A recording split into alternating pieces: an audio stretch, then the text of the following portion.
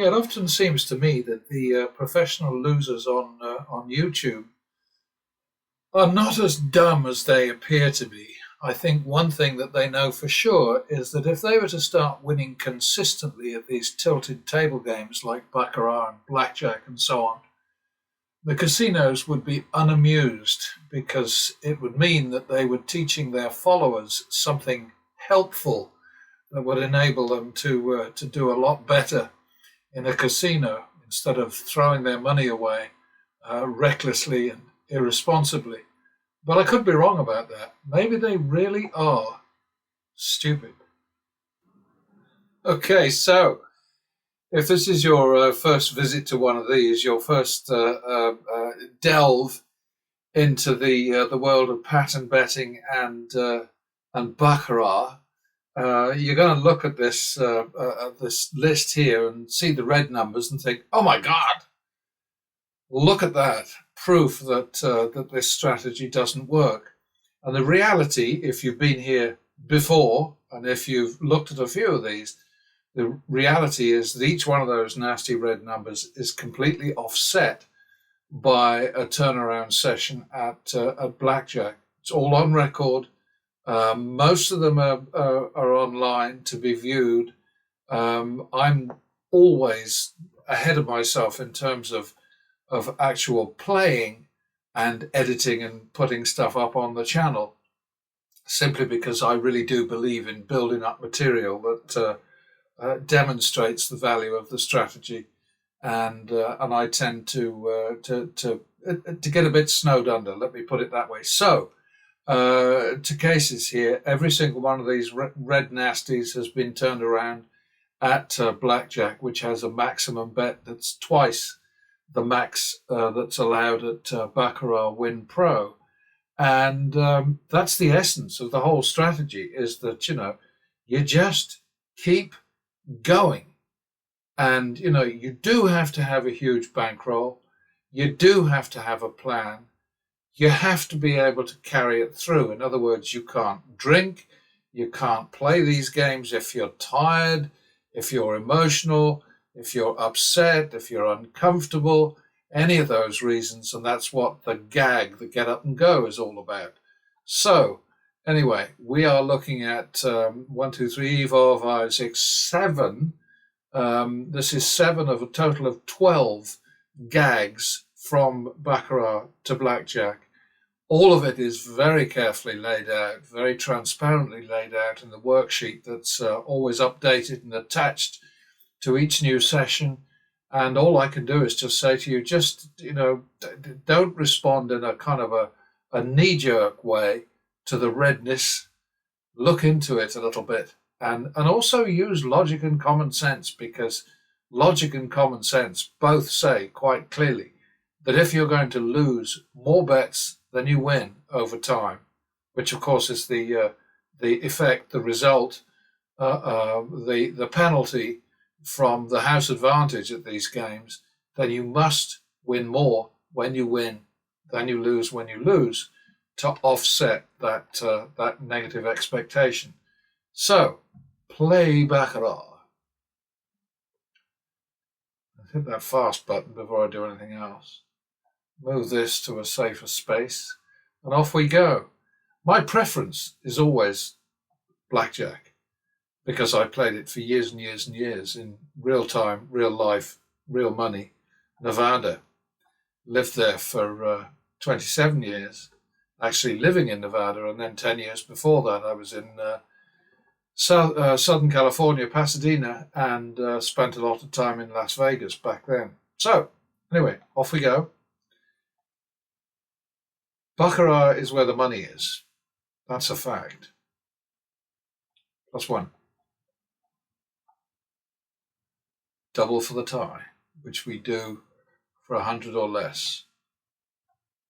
Oh, shit. All right, so we're now at fnickety, fnoodle daddle, 2, 3. Yep.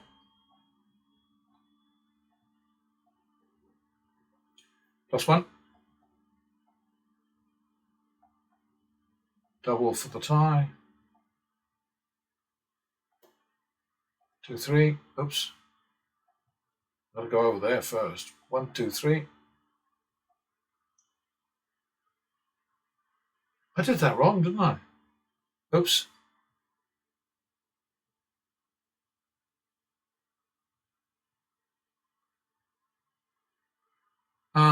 Okay.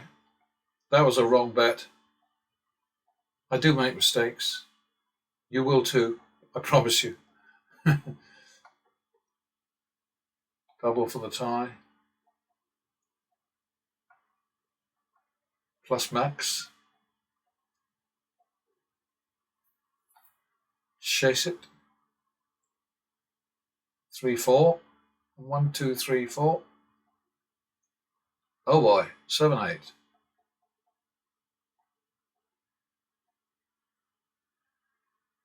Rescued. Back to the min.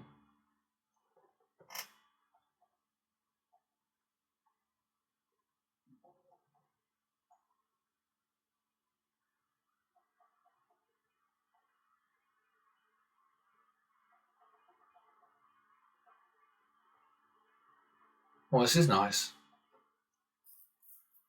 Keep it up. Oh, bother. Okay, back to the min. Double for the loss. 1, 2, 3, 4. Oops. All right, 3, 5 then. 8, 10.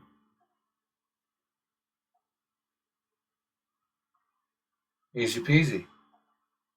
The rounding up is a constant factor in this whole strategy.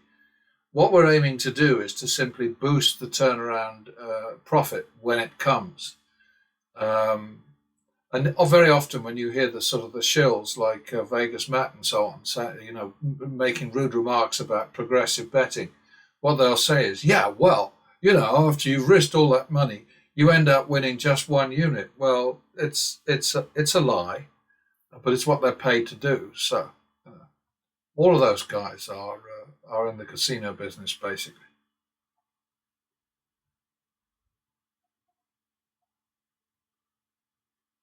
Repeat. Minimum. We're ahead right now, which is nice. Always good to be ahead. 51. 2, 3. Thank you.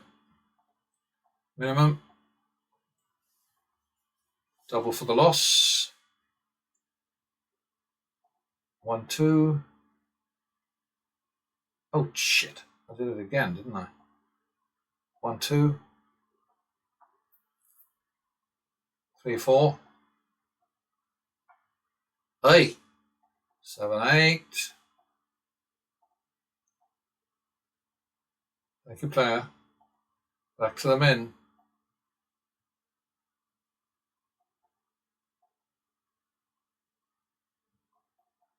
Plus 1. Double for the tie. Owie. 2, 3. 5, 6. Lovely. Back at 2. What all the time you've got to think of this as you lending the house money for a brief period of time and then getting it repaid with interest in a short space of time. Like within a minute or two. That's how you have to think about it. So when you're really stretched, when you're really challenged, when the bets are big and all the rest of it, then obviously the returns are going to be bigger as well. And don't listen to Vegas Matt, whatever you do. He's so full of bad advice, that guy. And he plays like an absolute, bets like an idiot.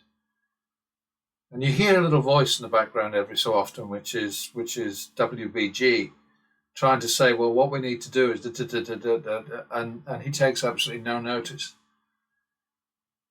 But his money doesn't come from gambling; it comes from all the other scams that he's involved in. Sorry, not scams. Schemes. Schemes. Oh my goodness. What was that? What was that? Was that a win? Repeat. 51. 1, 2, 3. All right. Now we're at 23, 22. So it's, sort of like evened out now, hasn't it? Double for the loss. Repeat. 51. Repeat. 1, 2. See, look at this. 26 to 25, right? And the shoe balance is 2, 2 to the fifth, whatever. So, you got to see from that it is not only possible to win more when you win and you lose when you lose, but it's essential.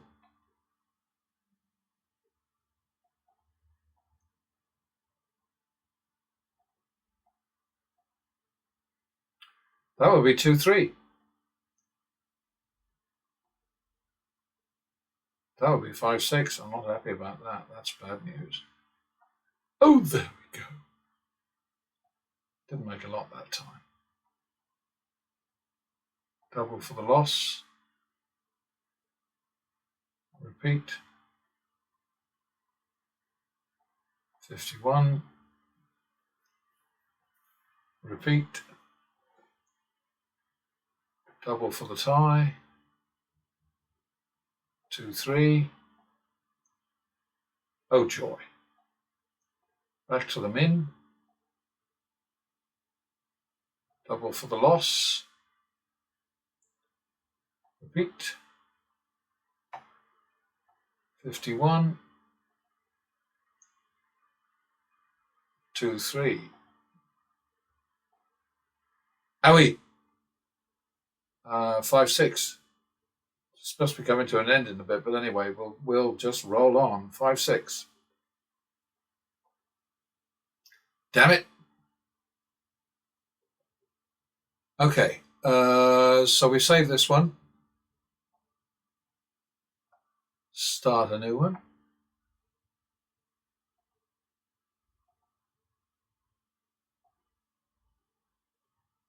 And of course the bet is 5, 6.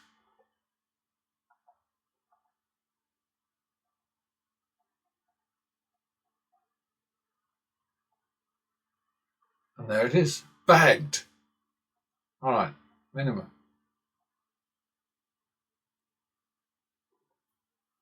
Double for the loss. 1, 2. 3, 4. Minimum. Double for the loss. Double for the tie. Good enough. Minimum. Yeah, when you get a double like that, you don't do the repeat. We're not greedy. That's the most important thing. Okay, so 51. Repeat. 1, 2. 3, 4. 7, 8. Well done, player. Yeah, the idea that you can recover prior losses when your bets are at a level which is sort of so distant from the win target, which is the hole you're in. So like if you're 1,000 down, right, betting $10 is not going to help you. It's not going to get you out of trouble. But betting 200 or more, win or lose, that's going to get you out of trouble eventually. That's what it's about. It's just logic. It's just common sense. There's nothing magical about it. This is a reminder. 1, 2, I think. Oops, damn it. I keep thinking I've pressed that thing, and then, turns out either I haven't or it doesn't care. 3-4, got to do that again. All right. Back to the min. We're at 14, coming up to 15 minutes, 3,300. It's not great, but it's not a loss. That's the most important thing.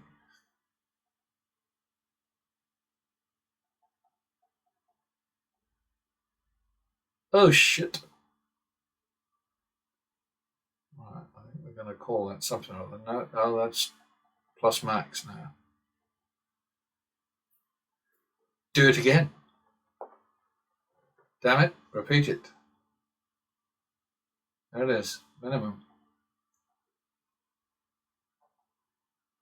Double for the loss. Repeat. 51. 2-3. 5-6. 11-6 to the banker. 5-7 for the commish. 12-15. Sorry, that's basically 3-3. There it is. Minimum on the bank. That's one. Double for the tie. Plus max. Do it again. And again. And again, we don't double those. All right, we're back to the min.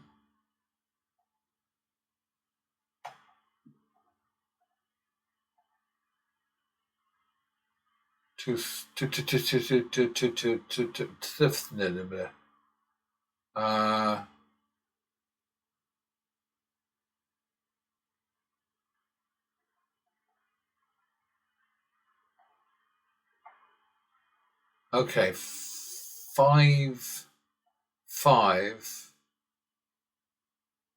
but 1-1 in 500s. There it is.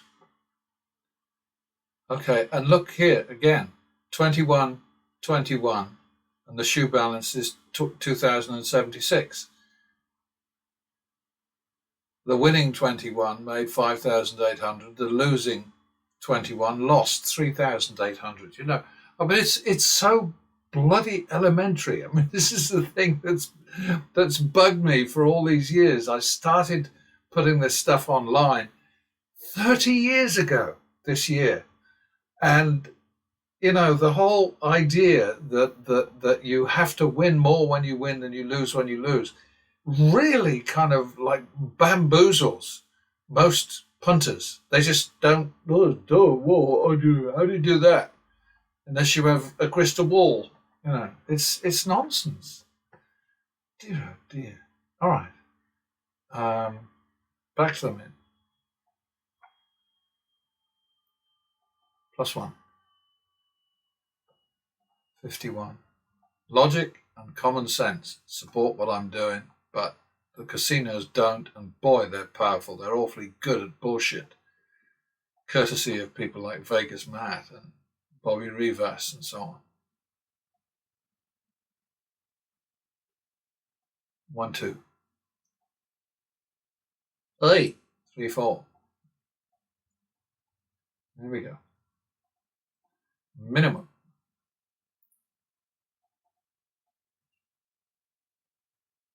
Double for the tie. +1. That's as high as we go.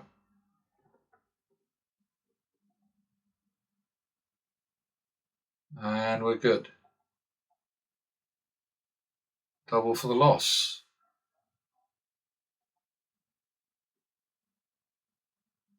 51. 2-3. Minimum. Double for the loss. 51.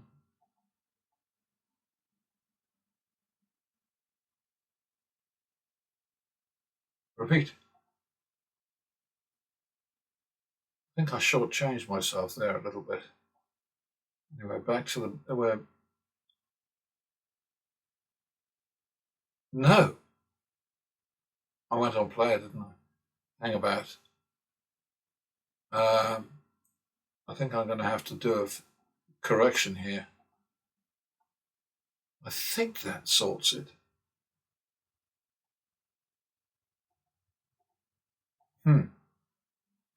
Brain fade there, I think.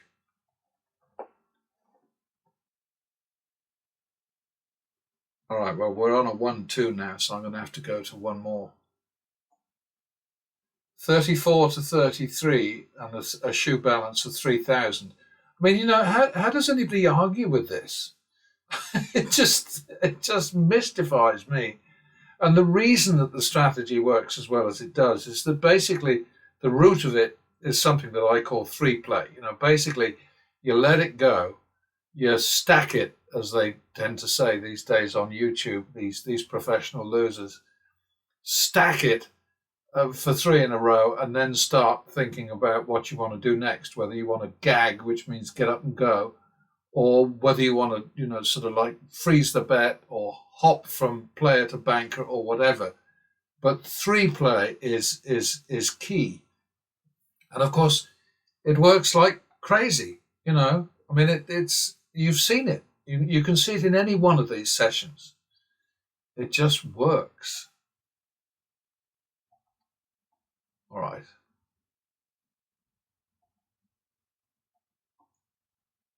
I think we're on 1-2 on player right now.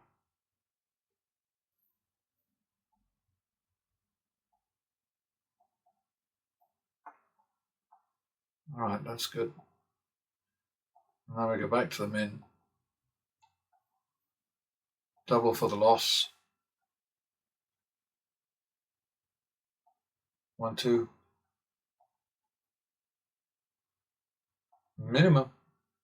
Always, when you've got your money, go back to the minimum. And if you have to move tables, fine and dandy. 51. Repeat it. 1-2. Do it again. Minimum. +1. Double for the top. 1-2.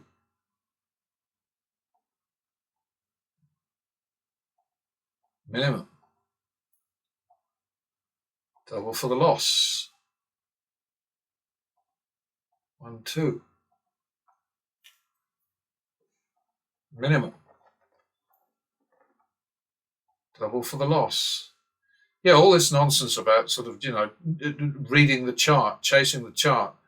Why do you think they put the bloody things up there? It's to confuse, mislead, and generally obfuscate. The casinos don't do anything for the benefit of the player. I mean, yes, the smoke and mirrors, the bells and whistles, and all the rest of it. That's to add entertainment. And I suppose the marquees at roulette and at blackjack and not blackjack, but excuse me, baccarat. God, this bloody time change always bloody screws me up totally. They're for entertainment and so on, but they're not to make you play better or bet more sensibly. That's for sure. Where are we? That's 1-2, isn't it? Okay, try again. 3-4. Hey, 7-8. There it is. Okay, so we're at 23 here and we're at 24 minutes. So let's write that down because I'm very good at forgetting this shit. Plus 6026. All right, like it. Yeah. So save this one.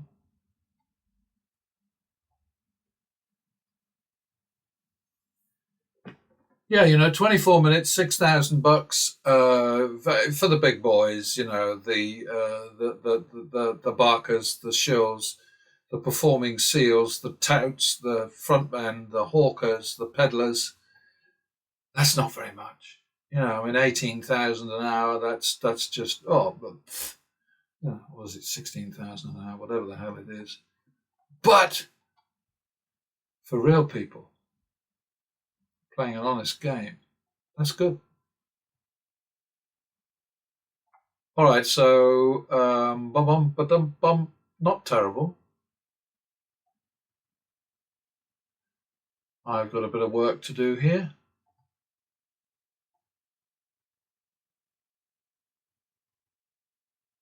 and then I'll come back to you.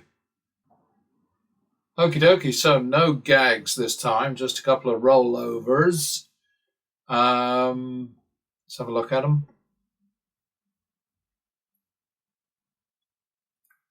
All right, 32 to 35. So we won fewer bets than we lost, but we made 2,150. That's job done, jobbed. Next one.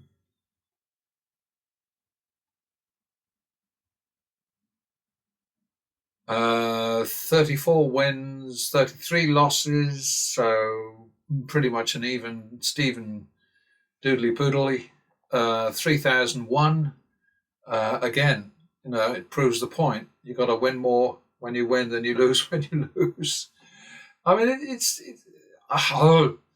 it's just a fact. It's just truth. No.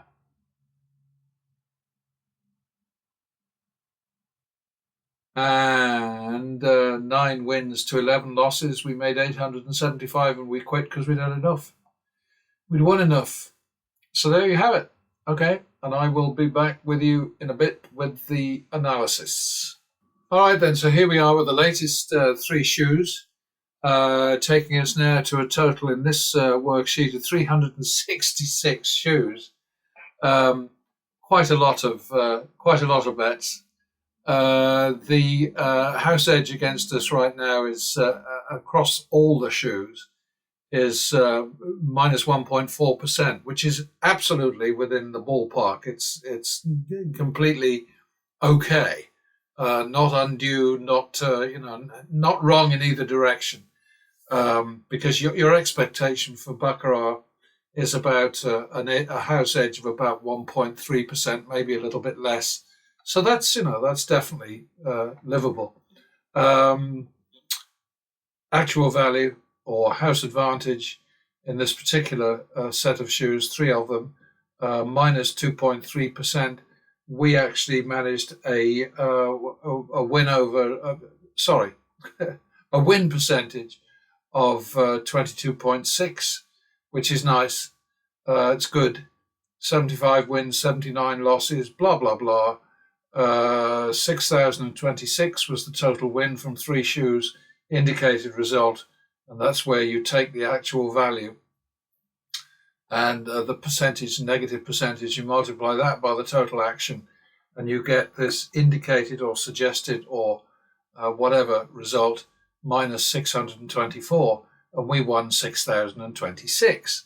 So, I mean, like I always say, take it or leave it, believe it or not. But I mean, if you've been with me for a while, I mean, you must surely by now see that I'm very transparent, very open, immaculately, impeccably, obsessively, anally fixated on accuracy, and I correct my mistakes when I make them, when I find them, not when I make them, but when I find them. See, I just corrected myself, right? Anyway, here are the latest here.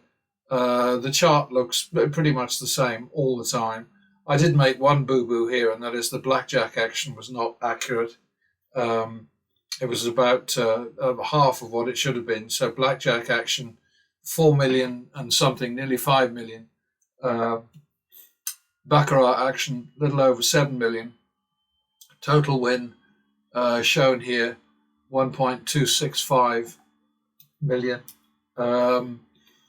Blackjack edge in our favour. 74 wins, 67 losses. Entirely predictable, entirely logical, entirely mathematical, numerate, and all those good things, simply because we don't flee to blackjack unless we're in deep shit in terms of, far more, ridiculously more losses than wins. And so an offset is always going to come. And the way that works is quite simply, we know the mathematical prediction for the house advantage in each game, each of these table games. I'm specifically focused on blackjack and baccarat, but there's also single zero roulette, and there's the sort of the decent bets at craps. Craps is about minus 1.4%. Roulette is about minus 2.68%, something like that. Single zero roulette. Blackjack is minus 1.3%. Blackjack is about minus 0.7%. And baccarat is about double that, as I said, at minus 1.3. So, in order for that to be maintained, when there is a huge swing in the house's favour, there's going to be an offset. The big problem that we always have is we don't know when it's going to come. We can't predict it. So, we just have to make sure that we have the right money out at the right time, optimum time, and we have to protect ourselves against mean streaks, and we have to make the most of plus runs. And, that's the sum total of what it's all about. Very, very simple stuff. It's not complicated. It's not magical. It's not mad. It's just how it is. So that's where we're at currently. The Nevada numbers, I like to visit those once in a while, just as a reminder. And this really should be in red, shouldn't it, right here? So I meant to do that before. Fix that.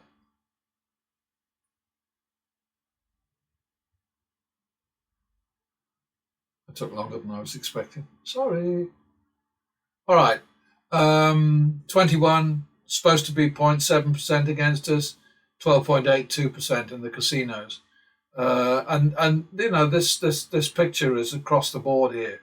You just what you have to understand is that these high percentages that the house achieves are not because the house is cheating. It's because most punters are idiots. They shoot themselves in the foot, in the head, in the hand, in the wherever, because they get drunk on so-called complimentary cocktails. They play all night and then they start again, in the early hours or sort of whatever, just after having a horrible breakfast.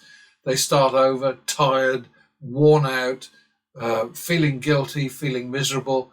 None of those things are favorable to punters. And what you have to do is you have to tackle these games with a shitload of money behind you, okay, with complete confidence in a strategy that you completely believe in, blah, blah. So you have to have a plan, you have to have a shitload of money, and never, ever play when you're stressed.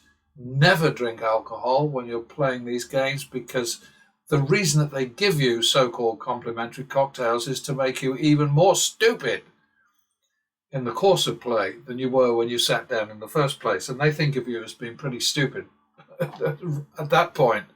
So, they just want to make you dumber, dafter, more vulnerable, more irresponsible, reckless, and all of those things.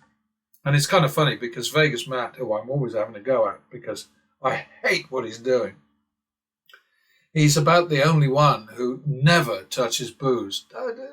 Jason Bulker, you don't see him with a drink in his hand or on the table either. The only ones who drink, I think, are Sirasani and John Sirasani, the so-called best blackjack player who ever played. Oh, what a laugh. And D-Gen Dolt. They're the only ones that you see boozing, but just don't do it. Don't do it. They give you those drinks to make you stupid.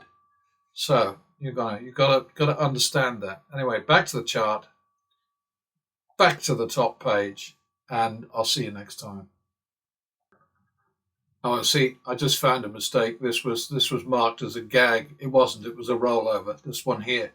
So my bad again. but I always find my mistakes in the end, and I always correct them, and I'm always upfront about them. I wish I was perfect. Well, no.